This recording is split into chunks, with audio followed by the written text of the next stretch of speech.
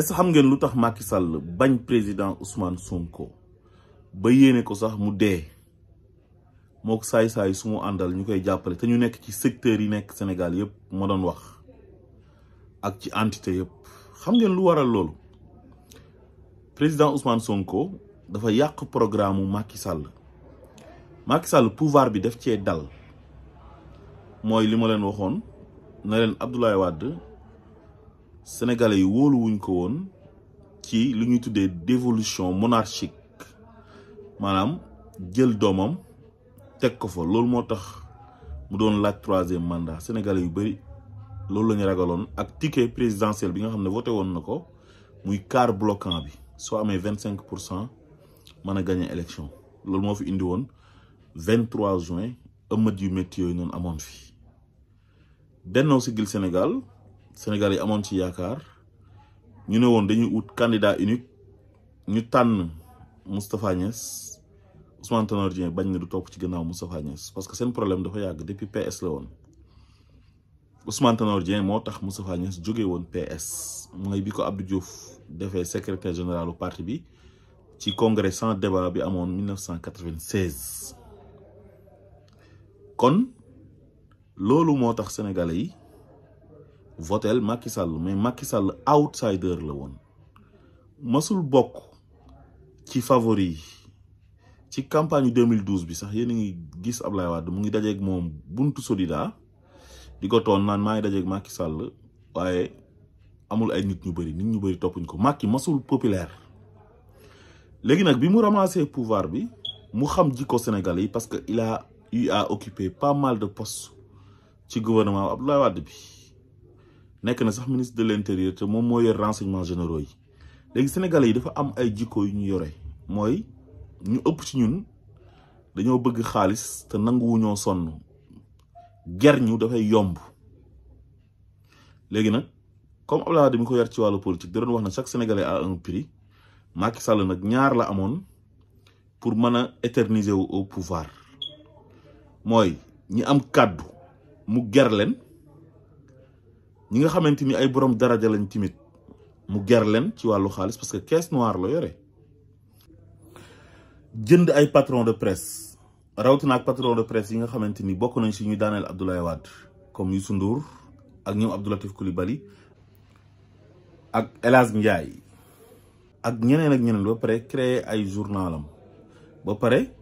am ay journalistes yu simple yoo xamante ni da leen di jënd pour ñu koy defal propagande ñi nga xam ne ñoom ñu nekk ci opposition bi mu dal ci seen kaw parce que bi mu ñëw def na je vais réduire l'opposition à sa plus simple expression tuumaal la tëj la kaso wala mu indi parrainage bi recalé la nga bañ a nekk candidat léegi nag loolu yëpp demoon na ba réussir ko pour mën a éterniser au pouvoir léegi ñi nga xam ne tamit dañuy fipp mu jàpp leen tëj leen ci kaso bi ñi nga xam ne dañuy fippu nekk activiste wala nekk journaliste boo xam ne d'accord ak moom wala nekk opposant boo xam ne da ngay opposé wu farouchement mu jàpp la tëj la ci kaso bi ñi nga xam dañuy manifester wu mu nappee leen kaso semer la terreur bu manifestation amee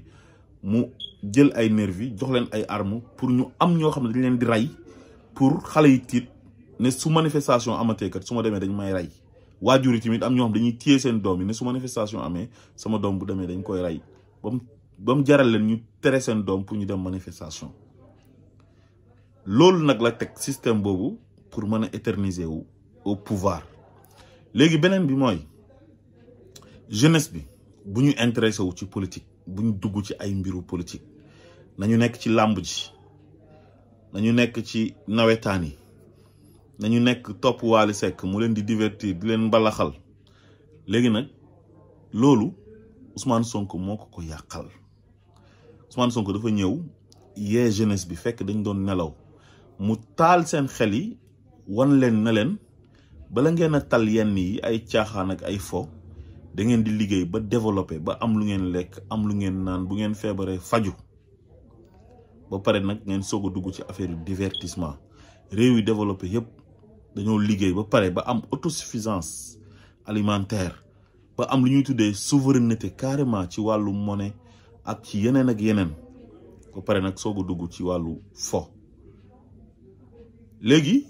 mu gëmloo xale yi na leen dëkk bi am na alal am na pétrole am na gaz am na zircon am na phosphate am na fer am na 750 kilomètres de côte am na jant ba pare am na jeunesse am na ndox kon loolu suñu góorgóorloo tuuti rek Sénégal dina jëm kanam ne leen politiciens yi fi nekk depuis 1960 nekk ay politiciens professionnels comme genre Macky Sall yi dañ leen di nax di leen tuur lëndëm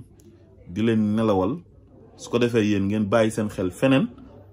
ñoom ñu jël seen xaalis di ko sàcc ñoom ak seen njaboot ak seen ay xarit ak mafia bi nga xam ne ñoom la ñu àndal xale yëpp nag yeewu concentré wu ci projet président Ousmane Sonko wax leen na leen le don de soi la maanaam ku nekk li nga war a jot danga ciy jot comme réew yëpp nuñ koy defee nga xam ne alal ju nekk ci réew ma waa réew mi ñoom dañ ciy am seen wàll duñu sonn waaye jël alal ju nekk ci réew mi jox ko ay tubaab ñu ñëw ëpp lañu ci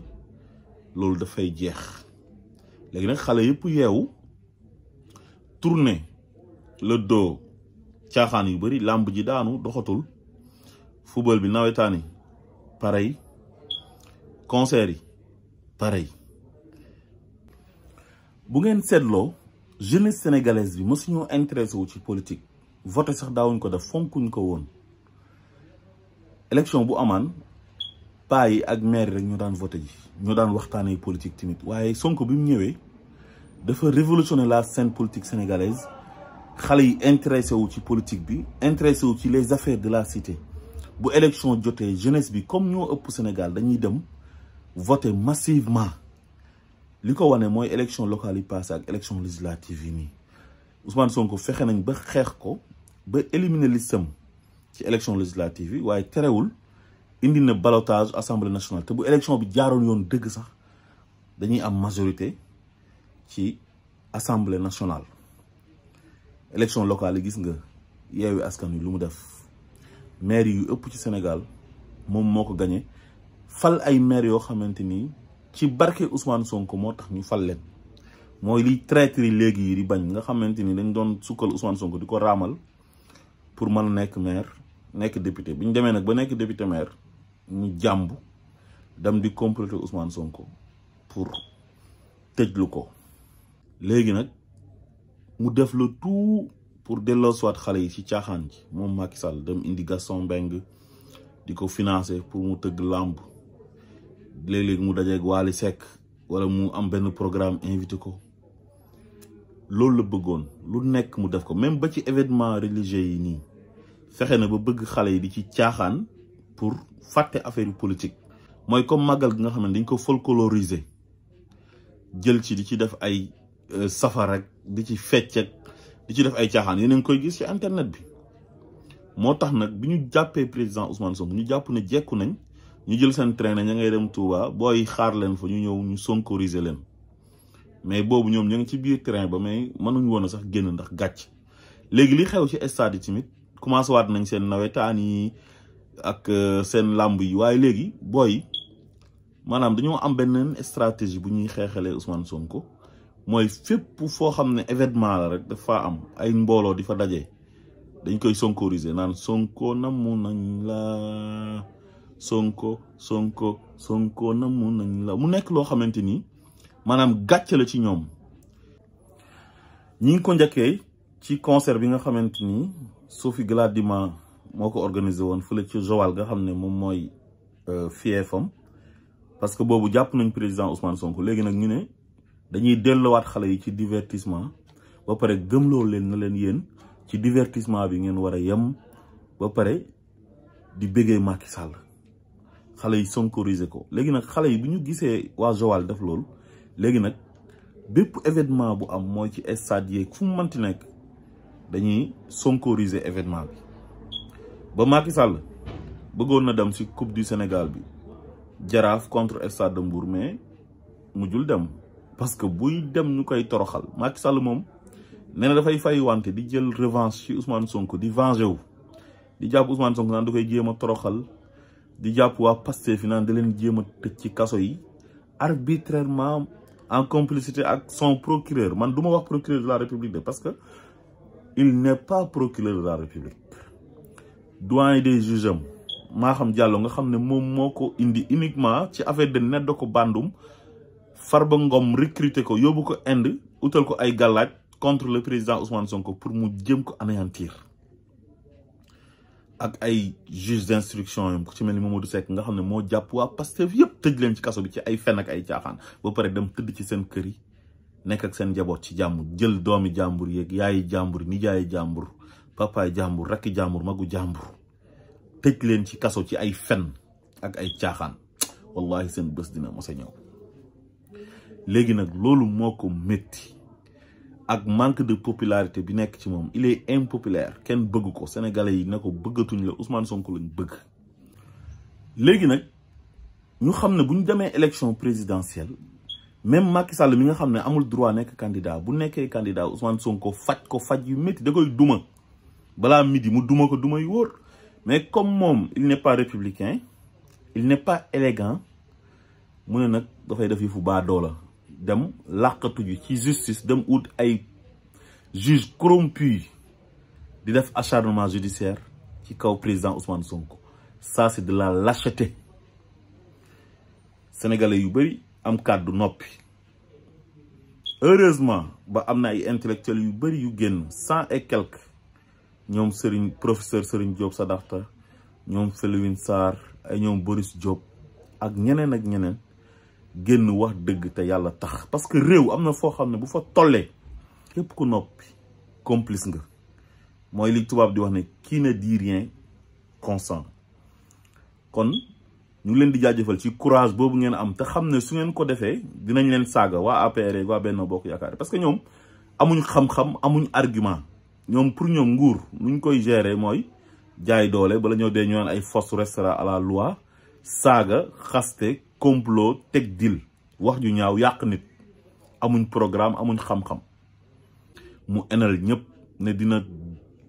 toroxal ñep dem bay out liste diko def ci aéroport bi ne wa diaspora yi ku ci ñew and ak Sonko nañ la japp kon légui manam contre Macky Sall mom mi nga xamne momul Sénégal lolou da fay téré dugg doomi Sénégal bi nga xamne mok Macky Sall ñoo bok ci yam Sénégal ñoo bok yam ci Sénégal Macky Sall ëppalé wu ko dara ci Sénégal parce que sénégalais la Macky Sall di sénégalais àndut ak président de la république bi ñu ne koku bu ñëwé nañ ko japp tëj ko ci kasso bi parce que dafa contre président de la république te koku menacé wul l'instabilité du pays menacé wul intégrité du pays mais Macky Sall la andalul xam ngeen ne lolu c'est grave c'est catastrophique légui nak lolu la bañé Ousmane Sonko wa diaspora bi Ousmane Sonko lañ bëgg xalé yi nek Sénégal góor jigéen mag ndaw Ousmane Sonko lañ bëgg mu ne nak comme mom mo yoré appareil d'état bi and ak ay voyous ay bandits ci gendarmerie ak ci police ak ci justice bi ak yeneen secteurs yi nga xamanteni tay gaayam yaangi fa muy ci ñi wuyo serigne te duñ serigne ak ño xamné nañ ay journalistes lañ ak ay mbeur ak ay waykat ak ay communicateurs traditionnels ak ay hommes d'affaires femmes d'affaires ñom ñëpp ci biir mafia bobu nak ñoo def ben bloc contre le président Ousmane Sonko bëgg mu dé génn aduna té li ñuy def c'est grave té li ñuy def non c'est très grave le peuple est souverain sénégalais yi gis ben nit bëgg ko nga xamné bu élection amone tay koku bu démé élection bala midi mu gagné len nga xamné su boba da fay am légitimité parce que peuple bi ñoko bëgg ñu ne dañuy organiser ay élections sans koku di fen sen ay fen di créer sen ay procès lu nekk ñu def di créer sen ay chef d'inculpation di sos te sénégalais yépp xam nañ ne loolu yépp ay fen la ne koku dañ koy éliminer di dissoudre ay partem nan dañ koy radier ci liste électorale bi dem ba ñom nëbbatootuñ ñëpp xam ne appareil d'état lañ yoré diko jaayé doolé benn nit ko xam ne moo leen gën a légitime parce que l'écrasante majorité des Sénégalais ñom ñoko bëgg koku bu bokul ci élection ku manti nek président de la République yow amoo légitimité parce que bëgguñ la ki nga xamné mo gëna populaire mom mo ëpp légitimité ci Sénégal nga ne ko yow do bokk tere Sénégalais pour ñu exprimer wu pour yow sa intérêt personnel yow kenn jël intérêt Sénégalais yi sanni feulé am ay nit yu am kàddu yu am baat nekk Sénégal pour seen propre intérêt ne yow dañu lay jàppale ak seen jalousie ak seen bon ak seen fiir gi ñu am ci Ousmane Sonko parce que li ko yàlla mayu leen ko muy bayre ñu soxor loolu su fekkee da ngeen ko bëgg a def ne Sénégal dina am jàmm wallahi da ngeen di nax seen bopp te seen pexe yi ngeen di nas yëpp yàlla na ko yàlla gàntal wayamkuruna wayamkurullah wallahu xayrul maakirin